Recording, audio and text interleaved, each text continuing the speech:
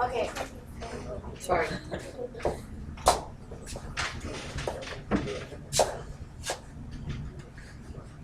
Okay, so the first biome we're gonna talk about is desert. Before that, can you go over what determines a terrestrial biome? Okay, well, one of the things is the temperature. Another thing is the type of animals that live there. Well, what determines the type of animals is what I'm saying. Temperature and what? Climate. Yeah. So temperature and precipitation over a long period of time determines what life is going to exist on a biome. Okay. Okay. So the desert, the definition of a desert is a large barren region, and then you have 4 different types of deserts. They're hot or cold, well, hot and cold. The first one is tropical, which is very hot and dry. It barely has any water and nothing to absorb heat.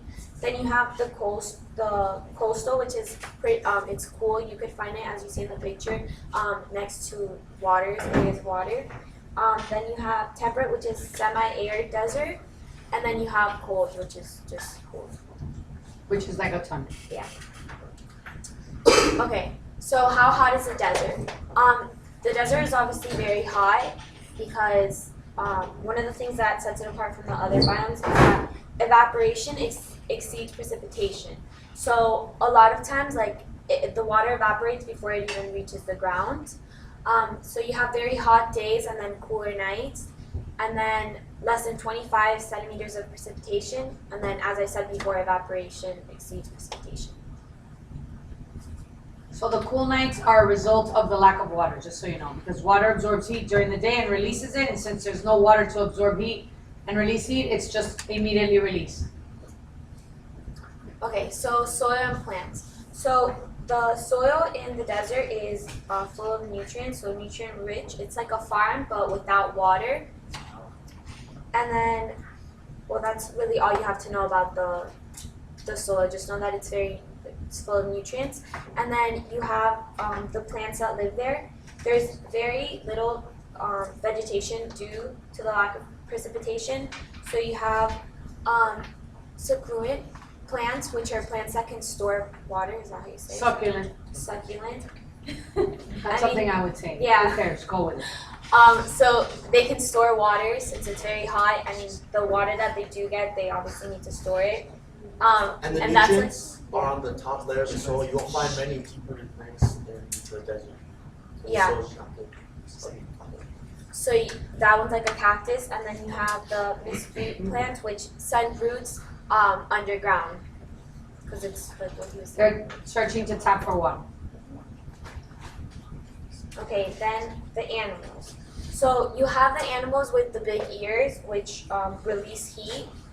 Then you have the waterproof exterior. You have the animals that are good conserving water because, like we said with the plants, every chance they get of receiving water, they need to conserve it. And then you have animals that are small. And they burrow. That's important. Nocturnal, critically important.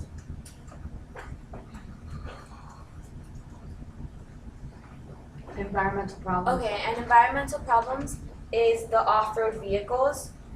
So they damage the vegetation because obviously they're interfering with different habitats, the animals. And we also have to keep in mind that the desert, the animals that do live there and the plants, they're very fragile, like they say, so like anything like this can... So they damage the vegetation because it's hard for it to recover, and the burrowing animals, burrows collapse because of the off-road vehicles. Okay, then the tundra. So tundra meaning barren or treeless land. You have 2 types. You have the Arctic and the Alpine. So the Alpine is above the Arctic. And above the limit of growth. Growth, yeah. Okay, so how cold is the tundra? The tundra is very cold, it's windy, it's dry, and then temperatures rarely reach 10 degrees, and it also has less than 25 centimeters of precipitation. So as dry as the desert, just cold. Cold. Okay, so the soil, the tundra has the permafrost, which is a frozen layer of soil, and it only melts during the summer. And I was reading about how the permafrost, it takes like up to 2 years. It has to be frozen. Then the type of plants that you find, very small plants, which are called dwarf plants, so they're close to the ground to be able to get that heat from the ground. Then you have, just small and retained H2O also. Then the animals. Few predators, mostly herbivores. They migrate and can hibernate, and they're animals that have white thick fur because of the cold weather, and also white feathers because of the weather, and small ears to retain the heat. Okay, so environmental problems. The tundra is an area where you can find a lot of rich mineral resources. So the oil exploration and the pipelines is a huge industry, and that's where they usually go and get it from. So what it affects is the migration, the vegetation, and it leads to oil spill. And like also with the desert, this is a very fragile area. So just going in there for the pipelines, it really destroys vegetation. Vegetation and the animals and their habitats.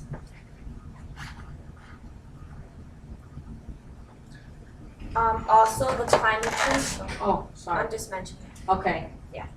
Also the climate change affects the tundra due to positive feedback loops that we talked about before. Because of the heat, the ice is melting. So. And what's in there? What's in the ice? Methane. Methane from the soil. Remember that it's frozen soil. So in the soil is going to be, all your organic, it's going to have nitrogen and carbon. The methane and the carbon dioxide is released when the permafrost melts, causing more warming. So I want you to know that climate change is definitely a factor that affects all biomes, because biomes are determined by climate. So serious impact is the change of climate on every biome. Why it's linked to the tundra is because of the positive feedback loop that the tundra. Going back to the permafrost that contains methane, usually because it's permafrost, the name is not supposed to melt, but when it does, it's introducing nutrients that aren't supposed to be in the cycle, even though it's on purpose. Good. So, and then into the atmosphere. Whoa. Grasslands. Okay. There's two types of grasslands. There's temperate grasslands and tropical grasslands. Okay. Temperate grasslands are like the plains, like in the Midwestern United States, the prairies, in South America, like in Argentina, the Pampas, and in Europe and Africa. You can see that in the map. The soil for temperate grasslands is very fertile. It's called, like the prairies in the central United States are called the breadbasket because they have the soil so fertile it can produce a bunch of grains and oats and wheat that we use for food. Tropical grasslands are like the savanna, and they have taller trees and more. It's just really for grazing. The grass is the most abundant species, and there's scattered trees too. The trees have thorns to defend against herbivores because most of the animals are herbivores. And because of the seasons, the grass dies and regenerates, so it has very fertile soil too. And it goes through all 4 seasons, and that's how the grass dies. Like I said, most of the animals are herbivores. They have specialized niches to avoid competition, such as like the giraffe eats leaves from taller trees, and the zebra eats longer grasses, whereas like buffalo eat grasses that are closer to the ground, and elephants eat things like clump grass.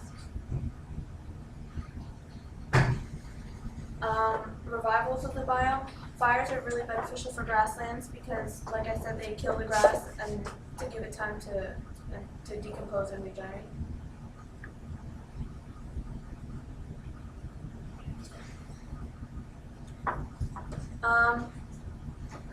Some of the problems in grasslands are desertification. which is basically caused by overgrazing, drought, bad farming, and climate changes. And basically what happens is all the grass dies and it's not able to regenerate and all the trees die. So it goes from like green shrubbery to just basically a desert. Is that reversible? Over a lot, that would be like secession taking place in a place that may never reach, okay? It depends.